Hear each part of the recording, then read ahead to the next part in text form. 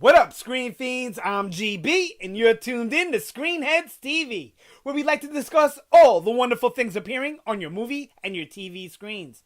In this episode, we're going to have another Preacher discussion, where I'm going to do my best to explain the show's depiction of hell, how it works, and what it all means.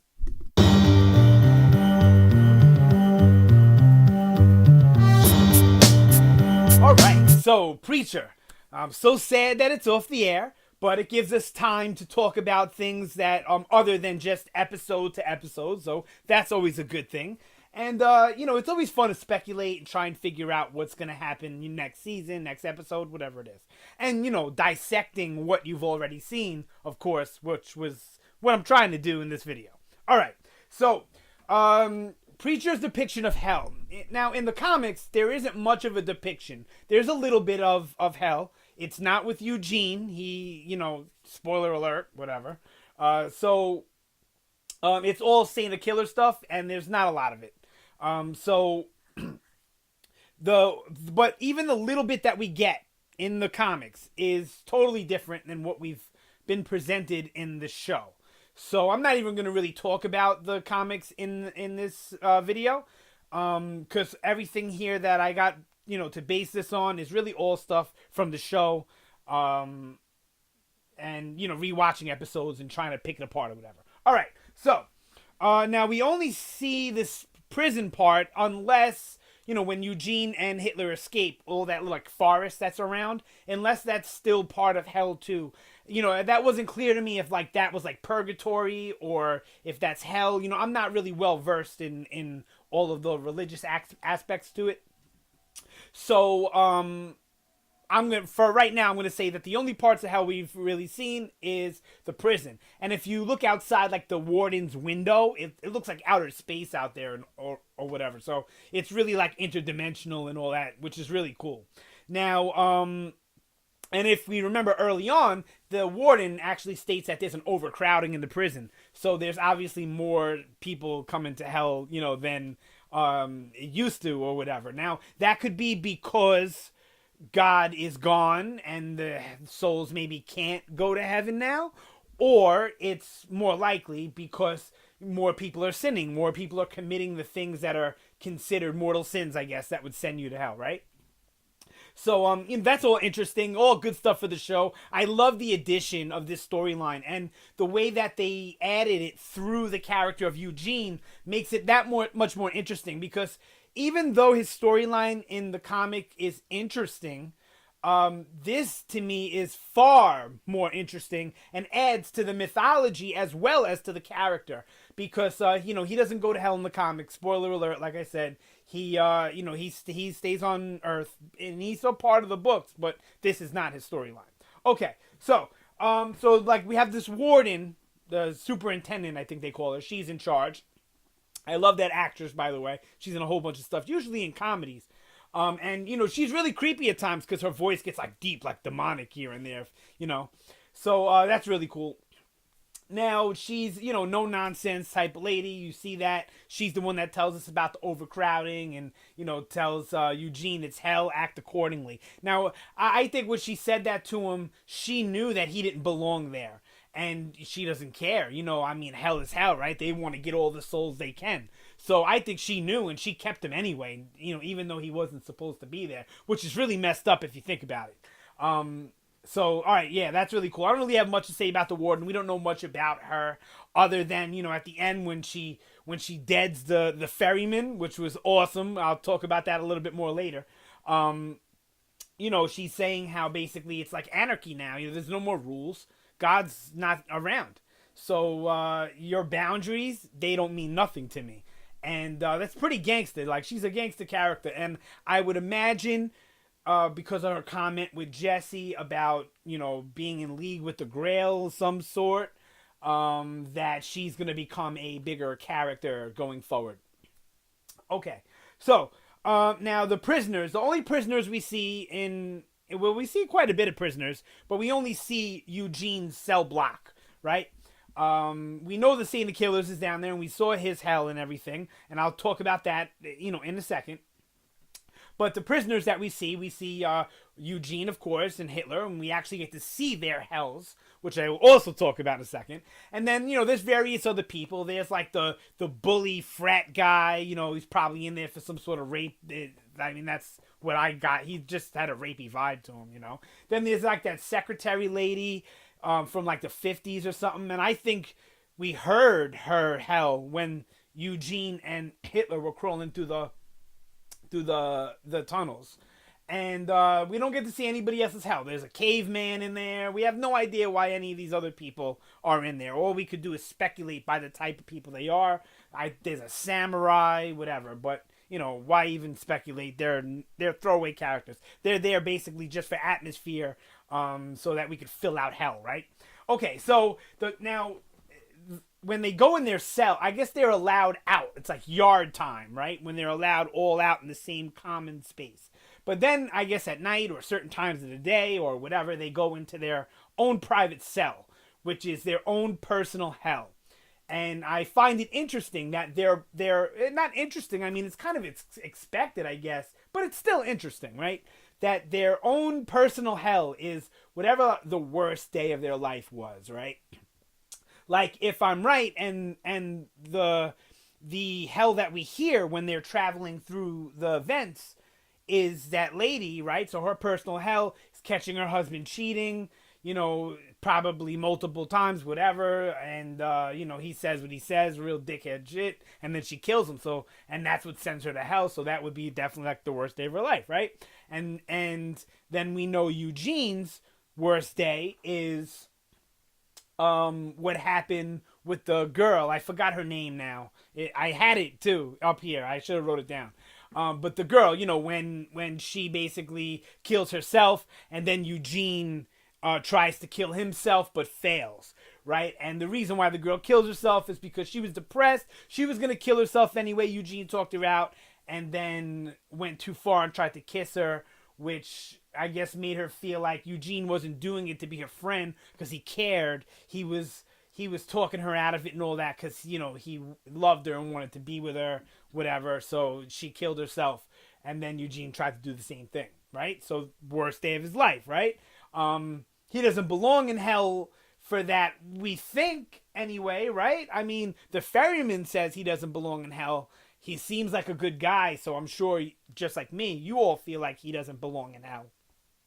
But I guess he was partly responsible for that girl's death, but not really. I mean, she was going to do it anyway, right? If Eugene didn't come over, she was going to kill herself anyway. So, all right. So, and of course, we saw the Saint's worst day, and that was after he had quit killing and had a family, whatever. His wife and daughter got sick, and then when he went to go get medicine, people messed with him, shit happened. He got back too late. They died. He went back, even though he swore off killing, and killed everybody, even innocent people that had nothing to do with what was going on with his situation. And that was his own personal hell. Not only the loss of his family, but the breaking of that promise of not drinking and killing anymore. Which I believe he did both of those things in that scene. I believe he had a drink first before he killed everybody. All right, so boo-doo-boo. All right, and then we had Hitler's personal hell. And this is the one that was the most interesting to me because Hitler's an actual historical figure. And I was really worried about what this show was doing with Hitler because it seemed like, to me, first he seemed like comic relief, which was okay if he's going to be the butt of the joke, right? And then it seemed like they were going to maybe make him sympathetic, which I was not okay with. But I was, Preacher's a strange show, so I was willing to see where they were going to go with it. And then they took it to where it seemed like he was going to redeem himself, which, was pretty bad. And then, of course, in the end, he escapes and ditches Eugene anyway. But the most interesting part about it is his personal hell, right? So it seems like what? Like Hitler, and this is what he's reliving? But if you look at it, this is the day that he was rejected as a artist. He found out that his girl was cheating on him. He was proved a coward by not standing up to the communists. He didn't get his plum cake, right? So, and this looked like a tipping point for him. It looked like his life wasn't going the way he wanted it to go. And then the series of things happened. Now, if you notice, the guy bumps him in the beginning. He was a Jewish guy. That's the same guy that eats the last plum cake so that Hitler can't get his plum cake. Now, does that mean that he started World War II and all that nonsense over plum cake? No. But it's obvious from the way he looked at the guy that he already had a hatred for Jewish people. There already seemed to be a hatred there for that particular religion of person, right? Origin of person, whatever, race, whatever. So then he goes over to the painter, who the girlfriend says that he was a homosexual, and the painter rejects him. And we know that Hitler, yes, his main thing was towards the Jews, but he also had a problem with, all types of other people, homosexuals, basically anybody that wasn't, considered pure white, I guess, right? Anybody that wasn't, going along with his plan, of course, right? So, so there was an array of people that Hitler had a problem with, right? Now, I'm not claiming to be a historical genius on all of this, but I'm pretty sure I'm pretty accurate, right? Okay, so we see these series of events happen, right? And then the communists come in, the people that his girl was talking about that she hated and despised. They come in, and he's a coward and gives them back the gun and all that other stuff, right? And then he finds out that she's cheating on him with a guy whose last name is Schulman, so I'm going to assume he was Jewish. I'm not, not to sound racist or anything, but that to me sounds like a Jewish name, so even more hatred towards the Jews for Hitler, right? So I feel like this was his worst day because this was his tipping point to where he went totally insane. To where he snapped, and now he was gonna lead the Communist Party, fascist, whatever, and start World War II, and start the whole Holocaust, and kill millions of people. So I see what they were going for. It may have came across as trying to make him this tragic figure, and that's how I took it in the beginning. But as I'm watching it unfold, and I watch it multiple times, and after seeing how it played out and rewatching it, I feel like it's not making him sympathetic. It's making him pathetic. It's making it so that so what? This happens to everybody, and everybody's gets somebody that cheats on them or a girl that leaves them. Everybody gets rejected once in their life. Everybody has acts of cowardice at times when they could have been brave. So these are things that happen to everybody. And they don't turn into mass murderers and kill, millions of people. You understand what I'm saying, right? And torture people and all this other stuff. So if you really look at it deep down, it doesn't make them sympathetic. It makes them totally pathetic. And I like that they did that. It's a shame they didn't make it a little more blatant, because I don't think a lot of people picked up on that. Because a lot of people that I speak to did not like the Hitler stuff in season 2. I was iffy about it until I got a chance to dissect it. So hopefully you've been watching this video long enough to get to this point. Because, this is the whole point why I even made the video. So, all right. So we understand how it works. Your personal hell, right? It's the worst day of your life. It may have been the thing that caused you to go to hell. It may not. It may be the thing that set you off on the course of events to go to hell, right? It could be something from your childhood, possibly, I guess, that turned you into a psychopath. We didn't get to see that many people's hells, but that's what I would imagine, right? All right. So let me move on. All right. Enough on that one. All right. So then we see the hole, right? So now what the hole is, it's basically the same thing as your regular personal hell, but worse. Things get worse. And it seems like in your personal hell, you can't change what's happening. But in the hole, you can. And I think that's the whole point of it, and that's why Hitler makes Eugene do it, because Hitler knows he's not strong enough to do it. So, and we see that in the whole, Eugene tries to change things, and they just keep getting worse and worse. We see him in the whole twice. The first time, after he stops the girl from killing herself, Jesse comes out of the bathroom, or is it after the girl kills himself? I don't know, but then the second one, there's like the camp leader that tried to touch him or did touch him when he was a little kid. So we see that the whole it takes your personal hell and just takes all the other demons you have and just throws them in with that personal hell to make it like beyond bearable, which is pretty crazy. I kind of wish they showed us more of that, more of the whole, so that I think you wouldn't have to rewatch it and dissect it or watch me dissect it to get the meaning, because I don't think it was really all that clear on how bad that really could be. They could have depicted it so much worse, and they should have, because, it's hell. The personal hell stuff was fine to me, but the whole stuff should have went even darker and more, in your face, it went pretty dark with Eugene's dad coming in with the same face and all that, dark on a personal level, but it should have went dark, like, got a little scary too, like how the Saint can be scary at times. And I never really got that with hell. I never really got that sense of fear other than from the warden. So I think that's something that the show could have done a little bit better, even though it does have a tendency to be a little wacky in the more serious moments. I guess for levity or just to lighten it, or for network's sake, maybe to make it seem more network friendly. I don't know. All right. So that's the whole. Now, Eugene and she says that I believe that Eugene and Hitler are the first people to ever escape.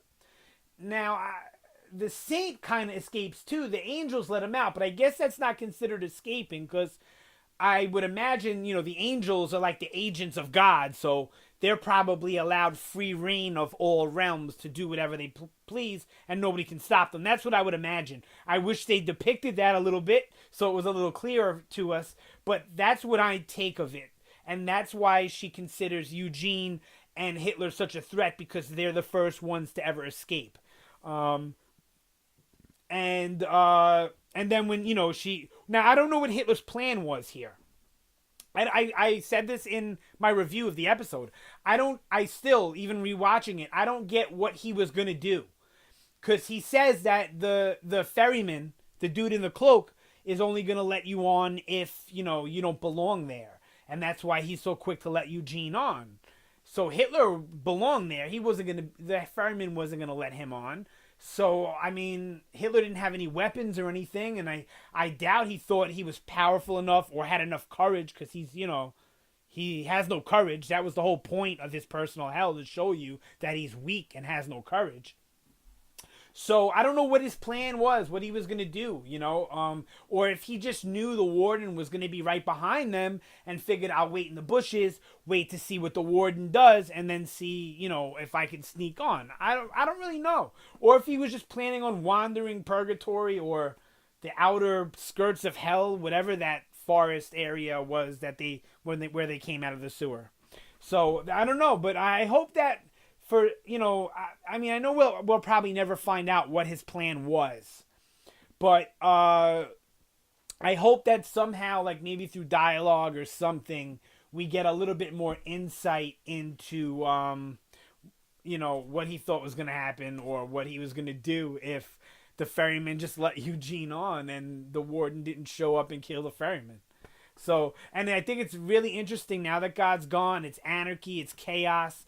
It's this dude who seemed all powerful, even though his voice was absolutely hilarious. I talk about that in the review. If you haven't watched the review of the finale, definitely check it out. So I think all that's great. It's all interesting. I think in the long run, the point is that Hitler's a bitch. That's why he runs away. He gets hit by the car, which is hilarious, and then he keeps on running. I think it would have been funnier if he snatched that guy's crutch and crutched away on that hurt leg. Hitler-like, I guess.